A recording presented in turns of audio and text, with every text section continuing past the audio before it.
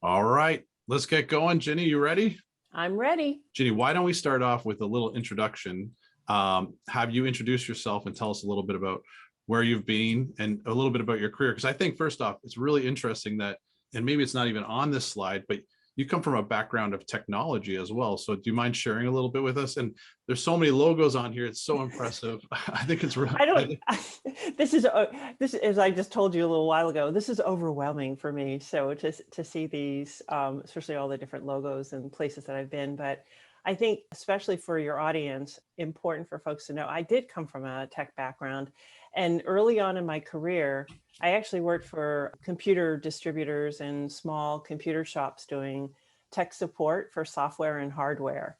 And that's, sort of where I cut my teeth from a technology standpoint, and then moved on, as I like to say, up the food chain and worked for companies that made the products and did tech support, but moved into engineering and program management and product management as well too. Finally deciding that I'm going to go to law school, ditched my last product that I was having to ship, right? and said, I'm going to go full-time to law school to be a patent attorney because I had all this tech background, right? Right. And fell into privacy along the way because there's so much technology that is tied up in privacy. And certainly early on, I did a lot of work on behavioral advertising and email service providers and sort of the tech side of privacy. And over the years have moved into balancing both the technology or privacy engineering and privacy by design concepts with policy, more sort of policy work and looking at the laws and how they affect different companies. That's my Okay. sort of long background. Well, thanks for taking us on that journey. So at Cisco today, can you tell us a little bit about what your role entails? Yes. So I'm the America's Privacy Officer. So I report to the Chief Privacy Officer. And we have 3 regional privacy officers covering the different aspects of our where our business is globally. So I look after not only the US, but Canada, South America, Mexico, all of the Americas. And then I have counterparts in EMEA and also APAC. And primarily my focus is looking at all the laws and standards and regulations in those regions and figuring out how they apply to Cisco's business and where the gaps are, and then working with all the different businesses to make sure that we can comply. Okay, great. I think it would be really interesting for everyone to sort of understand a little bit around, what does an enterprise privacy organization look like? And just to share a little bit more, I did a conversation with Iron Mountain. I think it was maybe, I don't know, maybe a month or 2 ago. And it was with their risk team, the team that assesses organized like vendors and so on. It was really interesting to understand like all the different people who are in that department and how that all came together. Would you be open to sharing like what an enterprise privacy team might look like? Sure, and I've seen lots of different configurations of this. Currently at Cisco, how we're situated is the Chief Privacy Officer reports to the Chief Security and Trust Officer. We sit underneath an organization that includes our customer excellence and operations. So we actually report up to the COO of Cisco. Okay. So we don't sit in the legal department, but many of us are lawyers. Our team comprises both sort of legal policy looking folks as well as operational. So when I say operational, those are the folks that are doing the privacy risk assessments and putting together policies and procedures, and as well as putting together our training for the organization. And then we have folks on the legal side who are doing maybe more of the traditional legal privacy work, as well as our product attorneys are responsible for privacy within their products as well. So that's one model. That's the Cisco model. Right. But a lot of organizations, have sort of mapped it out as best as they can with regards how their organization works. And so some organizations feel that privacy resides totally in legal. So all the operations, all of the legal functions reside in legal. That person, like the Chief Privacy Officer, may report up to the Chief Compliance Officer, for instance. Other organizations may take a similar approach to Cisco, where all of the privacy functions sit outside of legal, or this combination of things. But quite honestly, one of the things that's really fascinating and interesting for us is to have more people embedded in the organization. So we're building out our privacy champion network of folks that sit within the organization that are responsible for privacy and that report back to us or help us to mitigate the risks throughout the organization. Interesting. So if and there, I believe that there's a student on this call as well, because they asked a question. But for someone who wants to get into the privacy business and join an organization, sounds like studying law would be one of the approaches. What would be another approach? Yeah, I mean, I would say that traditionally it had been a lawyer's game, but Right. it's no longer that. I think anybody with a business background, a technical background, any background, as long as you have an interest and curiosity about privacy, I Right. think, game's on, right? I mean, it's the same issue that you see in cybersecurity, right? Sure. The more the merrier. And the fact that you have a different way of looking at problems, be it from a business perspective, is really helpful in all the different careers that are out there, whether you're a privacy analyst to a privacy engineer. Is there a specific association that someone might look at to learn from? There's the, I would say the IEPP, which is the International Association of Privacy Professionals, is the leading organization here. And that's where all of our certification training, you can find information there, membership. It's just a wealth of information. And that organization has grown, just taken off like wildfire over the last couple of years, as far as, because, as we look at what's going on in privacy in general, Right. and the types of people that are getting involved. An interesting question. So I'll share with you, because both of my kids are Gen Z. I actually had this conversation with them. I told them earlier this week, I said, I'm having this webinar with Ginny about privacy. And I asked them the question. I said, I see the two of you all the time on your phones, right? And they're using Snapchat, which actually has Snap Maps, which allows people to see, like, they're allowed to see each other's locations with their friends. They're posting constantly like images of themselves. They don't care. They'll just take a picture and then post it to their Snapchat, and they have their stories on Instagram, everything. It's like a whole different world compared to the world that I live in. And I think that, from their perspective, they might have a different feeling today or an opinion today on what privacy means to them compared to maybe myself. I wanted to get your understanding of, like, what really is the definition of privacy? Well, I think there's so many different definitions out there, but there's different types of privacy. There's privacy, online privacy, which is what we hear about all the time. Right. There's privacy, sort of territorial privacy, having people in your backyard or whatever. And there's bodily privacy, which I think we're learning a lot more about this year with COVID and all of, all the different contexts, right? It's interesting what you said about your kids, because I'll tell you a story, but I have a Gen X, or I don't know if she's Gen Z. But she's somewhere in there. Right. But a few years ago, I was also prodding her about her definition of privacy. And because we were talking about what I do for work and such. And absolutely, online privacy, she was sort of like, yeah, no, I get it. I need to be careful, on social networks, but she had a higher trust level for the platforms that she was using with regards to her privacy. We were going traveling, and we were at the airport with the body scanners, right? And we're going through the scanner, and I'm all in with the full body scan thing, and knowing what kind of controls and things that are going on with that information. And I look behind me, and my daughter she opted out, and she's like, nope, you can go and you can pat me down or whatever. And I was kind of stunned. Huh. And I asked her why, and she said, oh, heck no, like, my body privacy is much more important to me, right? And so I thought that was an interesting line that she was drawing there. And I have found that actually with some of the younger generation, that they're much more conservative on their bodily privacy than many of us older folks are, than they are on the online privacy. So I thought that was an interesting difference there. And so that's why I say, your definition of privacy may, not just be based on how you were brought up, or your culture, or your job, and things like that, but it also could be based on your age bracket as well.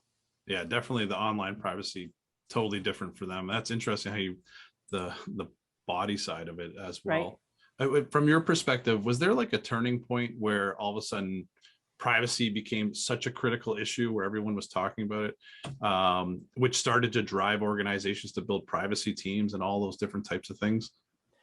I think, for me, at least from a career standpoint, when privacy became hot, I think is when social networks really came to be even more popular, and people were posting information online and then realizing what it was that they were posting, or who had access to it, and where it was being shared.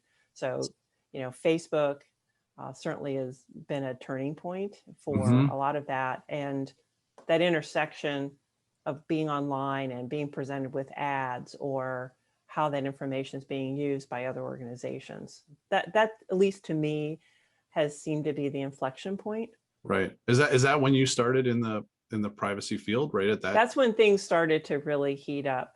Right. Certainly, when I started, some of the more key privacy areas were around spam. How do you control spam? How do you Right. control the types of advertising that you're getting, or how it's being delivered to you? So adware versus spyware. Right.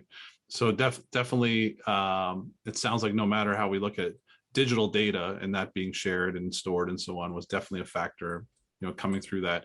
How about this as a topic? Because, I think that when we see regulations and laws being passed, and California passing the Privacy Act, and I'm not sure if it was the first one, maybe you can share a little bit more on that. Is this a turning point as well, where organizations started realizing, okay, I have to get things in place and start, taking privacy seriously of, employees, customers, all their information? Yeah, actually, I think it even started before that, right? So GDPR, we all spent, a few years getting ready for GDPR. Certainly, those companies that knew that they were going to have obligations under it. But from a U.S. perspective, California passing CCPA was a big deal. It was the first comprehensive privacy law by a state, and providing consumers with rights that were very similar to GDPR. And one of the differences between CCPA and GDPR is this right around the selling of data, or your selling of your personal information. It's not that GDPR doesn't encompass, consider selling of data, but for CCPA, it actually called that out and provided guidance and also requirements for websites to put a tag up there that says, click on this to, not sell my data, and things like that. So California absolutely takes privacy, seriously. They have other privacy laws in California with regards to student privacy and cybersecurity and data breach information, but this was sort of the first comprehensive. Right. So one of the questions someone posed in the Q&A was, do you think that a factor was that when massive companies had data breaches and the accountability around that it's sort of driven them to build privacy teams as well? I absolutely. Right. So, a lot of privacy teams have been reactionary, unfortunately, right? Oh, absolutely. So for California, they have a unique law that's been established from a privacy perspective. Are you expecting that you're probably going to see more states pass or trying to pass laws? Maybe you can share a little bit about some different states if that's already been in place. Sure. So the second state to pass a law was this year. Virginia passed a privacy law in March. It's similar to CCPA, but it has a couple of differences. It's going to be enforced in 2023. Also in California, because there were several groups and individuals who didn't feel that CCPA went far enough, that they had another ballot initiative, or they had a ballot initiative in order to increase the protections under CCPA. That passed in November. And so those additional requirements are going to also go into effect in 2023. Mm-hmm. The state of Colorado just recently passed a privacy bill through both their House and the Senate, through their legislature, and it's waiting for the governor to sign. So Colorado is going to be the third state that will have a privacy law. Interesting. And there are other states that have been trying to pass privacy laws. I think just about every state had introduced a privacy law this year. but many of them have failed for various reasons. Some are still sort of sitting out there, but I feel that next year we're going to see a lot more state privacy laws coming. Are you seeing consistency between the states? Like, are the laws very similar, or no, they're all over the map? Well, no, I mean, there's some consistency, but for the most part, they all have their own quirks and compliance challenges. If a company already has a robust, mature privacy program in place and they've been focused on GDPR as their foundation, they shouldn't have too much trouble with some of these laws. But for others, it's going to be a challenge, and it's absolutely even a challenge for us with a mature program to figure out all the different differences between the laws and how do you comply and what happens, and how do you determine a consumer is from one state versus another. I mean, there's a lot of challenges, right? And how do you determine the consumer as well, right? So you got different Exactly. types of customers and people, and what is that information? So Right. interesting. So you're expecting you're going to continue to see states taking privacy seriously, putting laws in place surrounding it, continuing to try to pass that at the state level. Right, because there's currently a void at the federal level. There is no comprehensive privacy law for the U.S.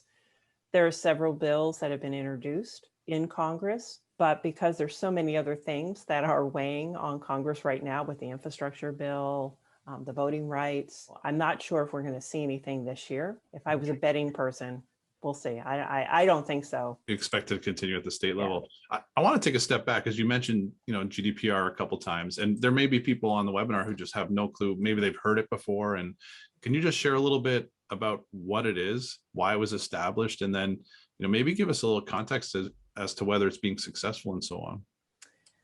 Yeah, so GDPR is the EU's comprehensive privacy law, and it replaced a regulation that was in place. And the prior regulation was more of a suggestion or guidance for each of the EU member countries to enact their own privacy law. But what GDPR did is it actually put in place a regulation that all of the EU member states have to have a privacy law, or a comprehensive privacy law. So think of it as a federal law across all of the EU member states. And it came into effect in 2018. They gave us some leeway, a couple of years to get ready for it, because like I said, it is comprehensive. There are a lot of parts of it that are vague with regards to the obligations to companies, but it helped to define certain terms that we now use today interchangeably, such as what is a data controller? So who controls the collection and use and sharing of personal information about someone? Who are the processors? What does processing mean? And then, you talked earlier about a vendor assessment process. So how do you assess all of these vendors or sub-processors that are involved in the processing? So it's a multifaceted law with lots of obligations. I would say, early on, there was wondering how effective it actually was going to be. We are now seeing a lot more fines being made by the different data protection authorities in the different member states. And they may range from small to very large fines based on the size of the company, based on the severity of the penalty. But I think that for most people, as we were looking at it, I don't think it has seemed as, not that it's not been effective, but I think that the fines have seemed a lot smaller than what we thought we were going to see, because there's many people who know, who understand what GDPR is, knew that one of the daunting parts of it was the enforcement actions, and that could be up to 4% of global revenue. And that can be a lot of money, right, for an organization. Right. We haven't really seen that level of fines yet. Not to say that they're not coming. We've seen some very large fines, but we've also seen fines that I think some of the larger companies can kind of swallow, at least for now. Yeah. What's a large fine? Give me an idea, approximately. A couple million euros for a very large multinational. Right. Can be very difficult for them to, sets a tone, but they probably can take care of it pretty easily. Yeah. But if you're talking like $1 million fine or $2 million fine for a medium-sized business, well, that could put somebody out of business. Yeah, it's going to be pretty tough. Yeah. And this is definitely a factor, because like if the fines aren't big enough, then people aren't going to take this serious. Right. Yeah, I think they're going to start growing, and I think we're going to see more of it. Some of the challenge for the data protection authorities have been that they just haven't been as sufficiently resourced in order to enforce some of the provisions of GDPR. But as Right. they staff up and as they get money, so, some of the data protection authorities are actually funded by the fines. So, it kind of gives them incentive to, Ah, to build their, right. but then you need to make sure that you hire people that can actually go and do these investigations. So I think that part of it is why it's been a little tough for them to do that. You and I had a conversation a while ago about what a processor was compared to the other roles The and controller. responsibilities. Yeah, can you mind just sharing a little bit about the difference between the two? I think the easiest way to look at it is the controller is actually controlling what is happening with the personal information that they're collecting. How is it being used, who it's being shared with, and how it's being processed. And the processor is actually doing the work of the processing. So that back end, think of your cloud services provider. Right. Who's hosting your data or is providing you some type of service to run your business. Got it. Thank you for doing that. Let's go to the next one. I think that this is we'll sort of tie in together. And I think you mentioned it before, because you said, on the federal level in the United States, it's sort of being worked on, but it's not quite there. But do you expect that at some point we're going to see, a GDPR-ish law coming into the United States, a federal law?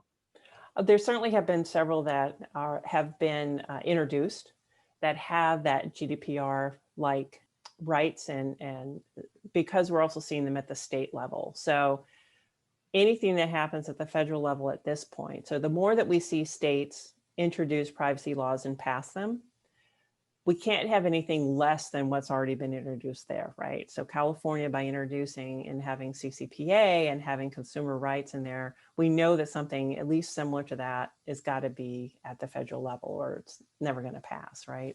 Right. Also, we've seen there's a challenge with regards to data transfers outside of the EU, based on the decisions on the Schrems cases.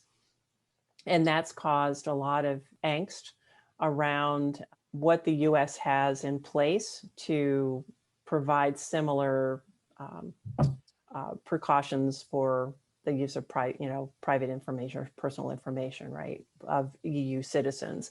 So, the EU is hoping and banking on us to have something at least as comprehensive as what they have. So there's a push for that. All right. Maybe this is sort of like it's a bait question, maybe. So I'm a US company. I don't need to think about EU at all. I don't do business out there, so I don't need to worry about the privacy laws, right? Well, do you have EU consumers that may, use your site or use your product that you know of?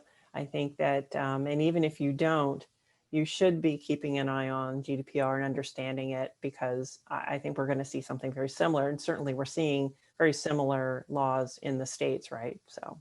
Yeah, I think a lot of organizations don't realize that they may have a connection Right. there, and they need to have it reviewed, even though they may not be doing business there, or like, directly doing business there, right? That's right. What are you seeing in other countries? So we talked about EU, we're talking about the United States, Canada, others. What are you seeing happening there? So Canada already had a privacy law, and some of their provinces have already had privacy laws in place. But this year, they're actually looking at updating their privacy laws. There's been some bills introduced at the federal level in Canada to update their federal privacy law. There have also been bills introduced in the different provinces as well. In South America, so Brazil passed a privacy law that was in force starting last year, that also has similar GDPR-like. And I think, as people understand that, we're seeing more countries look at privacy laws that are like GDPR, to your point about, I don't do business in the EU. Why should I worry about GDPR? Well, by the way, there are other laws that are actually using GDPR as a template for their privacy laws that they're putting in place. Okay. All right. So we're seeing it happening everywhere. It's definitely going on. I think the interesting conversation around this whole thing is, what's the better approach? One of the things I think about is an organization, maybe not, you already mentioned it about your larger organization, but a small to mid-sized organization trying to navigate different sort of privacy breach laws in multiple states, and maybe they're doing business across the entire United States. To me, it feels extremely challenging compared to maybe just having one federal law. What are your thoughts about that? Oh, personally, I would rather see a federal law, and certainly for, as a multinational company, it's much easier to try to comply with a federal law than a patchwork of state laws, right? Right. And if I'm a small company as well, too, it is easy. It would be easier for me to deal at the federal level than having to worry about all these different state laws, all their different approaches, different enforcement as well, too. Right. Right. And then, with everyone sort of going to more and more hybrid remote workforce and having employees data now in multiple states, it's all a big consideration for small and mid-sized companies today too. Exactly. So not just, we've talked a little, quite a bit about consumer privacy, but in the employee privacy piece, as you point out too, and how that also intersects with state employment laws, which we already have an issue with as well too. We have a federal approach to employment law, but also a state approach too. So. All right, we'll come back in a little bit and maybe I'll get you to share some tips with us about how a smaller organization can navigate this, because it can't be easy for anybody who doesn't have cybersecurity the cybersecurity and privacy professionals on staff. There's another question that came in, which I'll ask you about. So they are asking about the Illinois Biometric Information Privacy Act. Not sure. Are you familiar with that? What are the, yeah, what are the implications for organizations and how they potentially collect and use biometric data? Any thoughts on that? Oh boy, that's a great question. And that law covers all types of biometric data. And one of the areas that a lot of companies sort of get caught in with that law is facial recognition. And there have been some big cases, or certainly inquiries, for companies like Facebook with regards to how they use facial recognition and approach it in the state of Illinois. The major issue with the Illinois law is that it offers a private right of action for a plaintiff to go after the companies that are using these types of technology and not offering some level of consent for the use. So we've seen a lot of, in some cases, nuisance suits, as well as, more sort of, important lawsuits and enforcement going on. So I think that that's where it's been most painful for companies, is this, ability for more of a nuisance suit on things that they're doing. But anybody who's doing business in Illinois and is collecting biometric information, I would caution you to make sure that you understand that law, and that you're getting consent and you're being transparent about the use of your biometric data. Very good. Thank you. Great question. All right. So, I live in the cybersecurity world all day. We know that the privacy is all about online data being stored, all these different factors. So maybe a simple question, but do they go hand in hand? And if so, how and why? What do you think? Oh, absolutely. I mean, you can't have privacy without security. Right. I mean, it's one of the key principles, privacy principles out there. They absolutely go hand in hand. It's, one of the examples would be a data breach, right? So there's some, personal information has been lost or accessed inappropriately, based on either lack security issues or a breakdown in the security infrastructure. So, I mean, I think that's an example that just about everybody knows nowadays when they see that intersection of privacy and cybersecurity, right? Right. And like HIPAA was, is a key one that a lot of people focus on the medical side, protecting the health information, right? That's right. That's right. and that the security precautions or standards that are built into HIPAA to protect the personal information is really key. And if you look at some of the enforcement actions that the Federal Trade Commission has brought, many of them have components of them that are based on the security of the company, and that's why they're concerned about their privacy protections. Right. I know for a fact there's been a lot of conversation on the cybersecurity side with healthcare, facilities, getting hit with ransomware, Yes. and then the question starts coming up about, was the data, taken? Did the attackers take the data before they encrypted all the files? And, it always keeps coming up around the privacy side. And a lot of times, or sometimes, it's not possible to really go back and understand, what was taken, and it becomes a huge issue on that front. So I think we both agree that privacy and cybersecurity have to go hand in hand. Yeah. Yeah, no doubt. I think that the one thing that rolls around in my head personally a lot is around the supply chain, right? So the data is going into so many different buckets, banks, healthcare facilities, software applications, hiring applications, all that different stuff.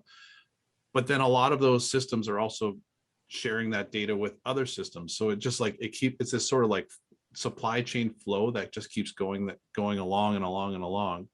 And so I start to think a lot about how deep that can be, especially for like a large enterprise organization, the data coming in and flowing to so many different places, as you described it, controllers and processors. A big question is like, is it realistic that we can get to a point here that we can like start to really protect everyone's privacy? No, I mean, I think what we've discovered is that we can't. And even those companies that have a robust and mature infrastructure in place for security and privacy have been attacked and have issues here, right? So I think all we can do is start to look at things from a risk-based approach, understand, what information that a company has, really focus on the privacy principles, such as, consent, being transparent, providing notice to users, but being realistic about the fact that it's not 100%. We're never going to be able to protect the personal information 100%. Unless, the only way to do it is not provide your personal information. Right. There you go. Yeah. Limit what you're providing. Yeah. Yeah. Limit it to zero. Limit to zero. Yeah. Yeah. That's the only way. I think it's a tough question, man. I think it's I don't think it's possible, right? Because nowadays everything runs on all of this information and the sharing of this information. And as you pointed out, this complex supply chain of all of the different players who have access or are processing the information. Yeah.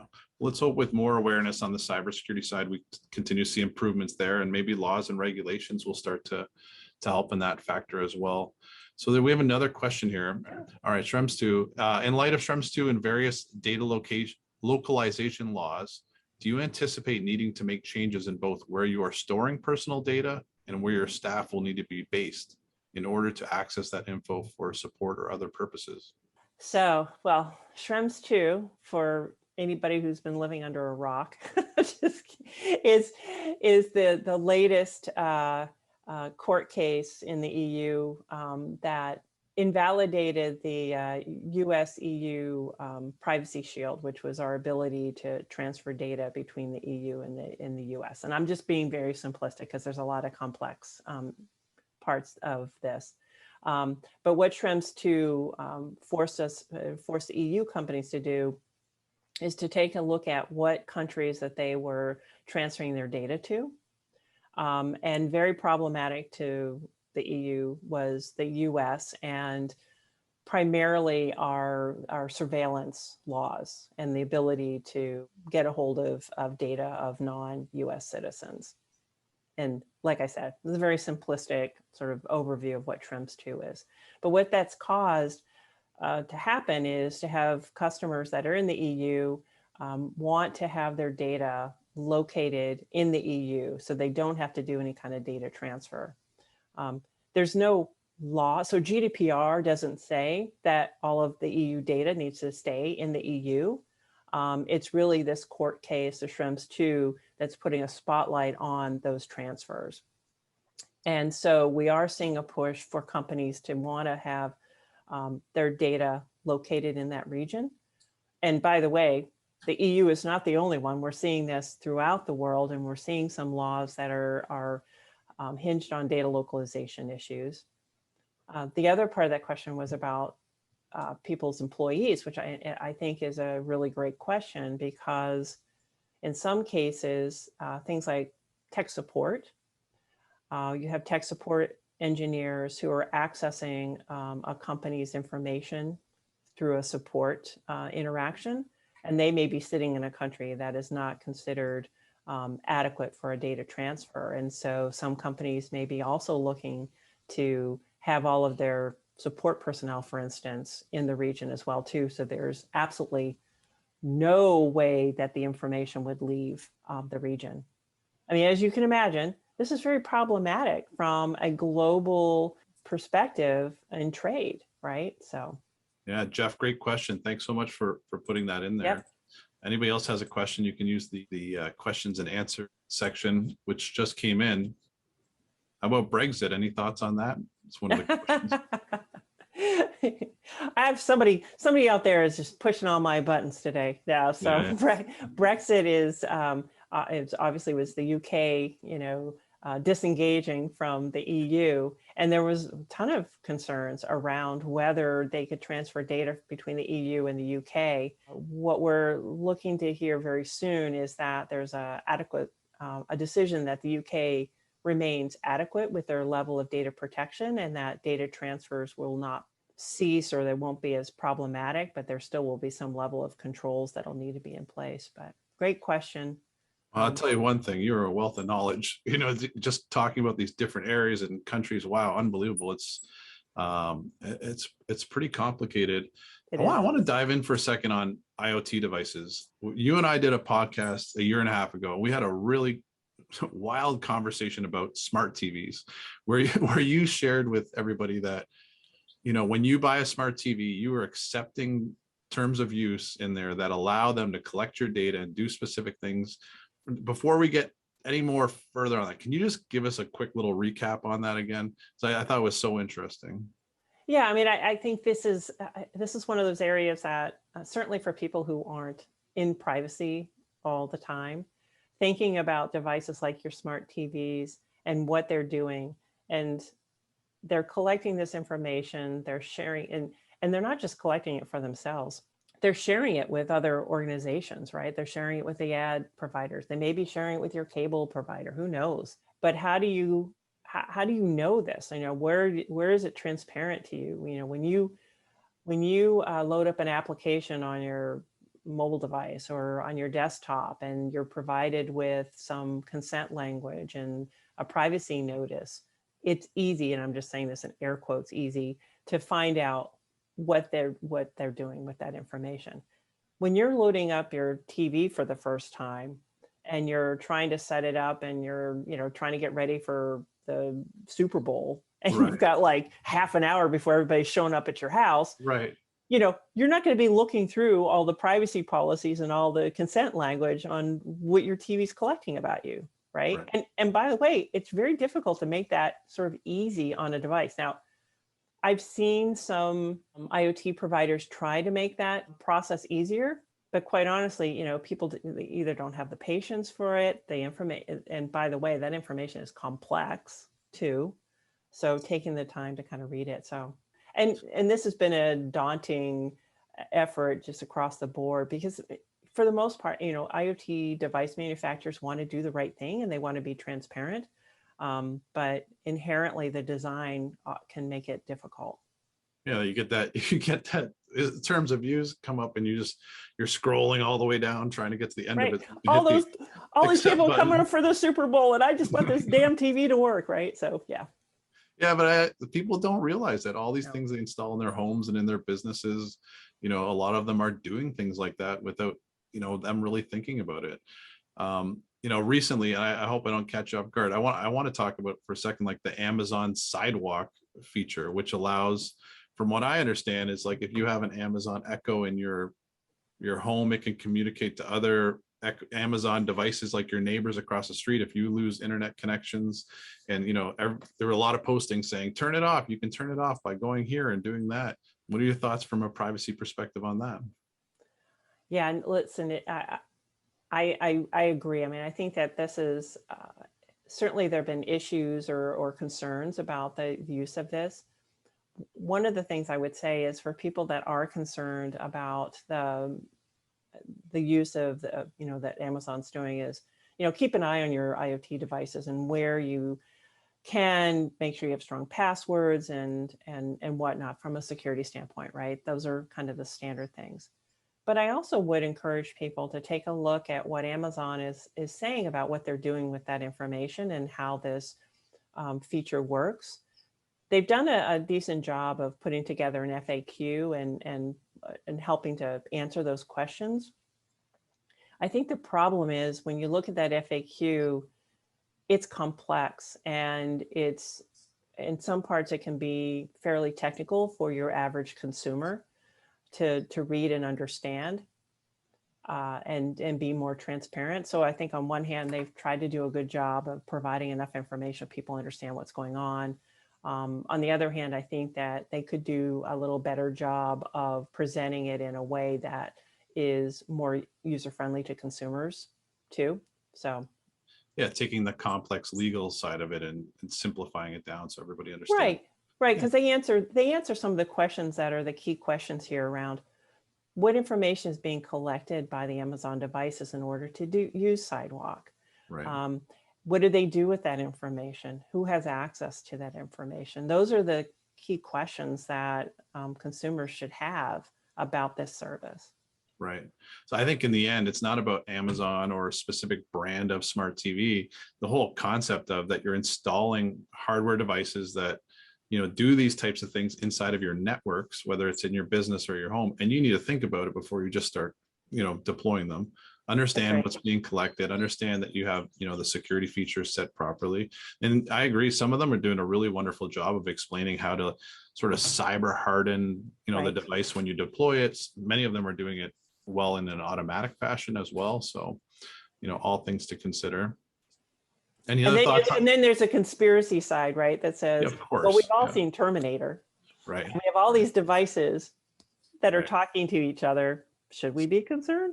Yeah, I think anytime there's new technology being released, everyone's going to start, gets a little worried about what the intent is behind it. And it's really uncovering it and understanding it all. Anything else on IoT devices that people should be aware of? Comes to mind? I think just understanding, what kind of information is being collected by that device and looking to understand, who has access to that information too, right? And how transparent is the company about these privacy concerns? Right. And I should have said this at the beginning, but we're talking about the Internet of Things, which is basically network devices being deployed inside of people's businesses and homes. All right, perfect. I'm going to come to the tips. I would love to get some tips from you. The reason why I think that tips are important, because we work with small and mid-sized companies every day, helping them on the cybersecurity side. Many of them don't have cybersecurity professionals to really, in-house to help them.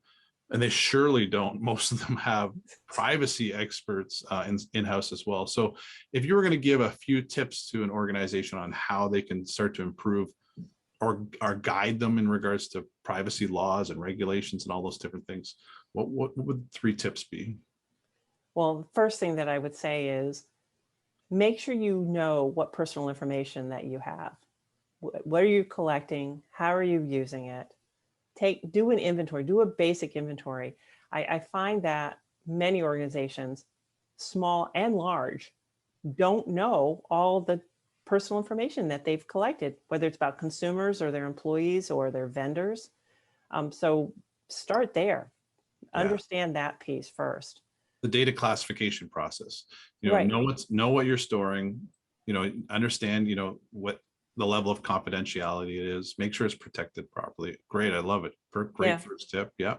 And then secondly would be have a privacy policy, and both internally and externally. So have a policy around how you're going to handle that personal information, and make sure, especially if you have consumers or even employees or people that are applying for jobs, have an external policy that explains what is being done with that information, and try to be as transparent as possible. Don't try to sort of couch things because you're worried about what you're doing, or you're trying to hide it or whatever. What we're seeing is that that's going to be actually the first place that any enforcement is going to come, is that it's what we would consider low-hanging fruit, is not having an adequate privacy policy that's externally facing, that explains what you're doing. Great. So being very transparent with it, get it written down. And okay, Yep. What's number 3? I think number 3 on my list is educate everyone in the company about privacy and cybersecurity. So make sure that they understand not only the basics, but also what you have deemed to be most important, and certainly the most important risks from a privacy and cybersecurity. So make sure everybody's on the same page, and that they've been provided adequate education on these topics. Right. Those are great tips. One of the things that I've noticed on the legal side is that there's definitely value in talking to specialists in different areas. So like your generalist attorney may not be the perfect one to talk about privacy and setting things up properly. Same with on the cybersecurity side, is ensuring that you have a data security attorney who can help guide you on that front as well if you have a breach. Would you agree with me that there are specialists in these different areas? Would you recommend to organizations to sort of line up and know who you're going to speak to if you get in a situation like that? Oh, I would. Like you said, there are definitely subject matter experts out there, whether they be lawyers or consultants, that can help in both privacy and security. And there are people that specialize based on industry too, because not every industry has the same privacy and security issues, right? Right. Yeah. A small to mid-sized business having and a mid-sized business can be a substantial company. Yes, they can can. be, thousands of employees or something like that. They have a breach there and they have to navigate all these different state laws and maybe even, GDPR and so on. It can be super complicated. You're going to want to have somebody, a specialist on hand to help guide you there. Hopefully never a breach, but if you are, hopefully you can be prepared so you can inform people of what's happened. That's right. Yeah, we have a question here. Let me read it out for you. Okay. So someone's asking around the apps that are being used during the pandemic that are related to health. So, dietitian apps, online doctor visit apps, all these different apps that you can download to use. Any thoughts, tips, ideas on that? I would say be aware of who is providing that app, what information that they're looking to collect, what you're willing to provide for information, what it's going to be used for. So, same precautions that you do with anything that you do online, but even more so if it's asking for medical information, be really cautious about, who you're providing that information to. Right, exactly. And what's the purpose? So, download an app and then all of a sudden it's asking you for information that has nothing to do with the app. And you're wondering, what does this have to do? Don't forget, you can always just back out and delete. You don't have to continue your way through that. And the apps, as you shared before, also have all that information that they should be disclosing what they're doing with that information as well. So, diving into that as well. And so I wanted to say thank you so much for joining. Ginny, wonderful. I learned a ton again. Thanks so much for joining me. I appreciate it. Well, thank you for having me. And it's always fun to chat with you and talk about all these different privacy issues. So great. We'll talk to you soon. Thanks. All right. Thanks everyone for joining. Bye. Thanks.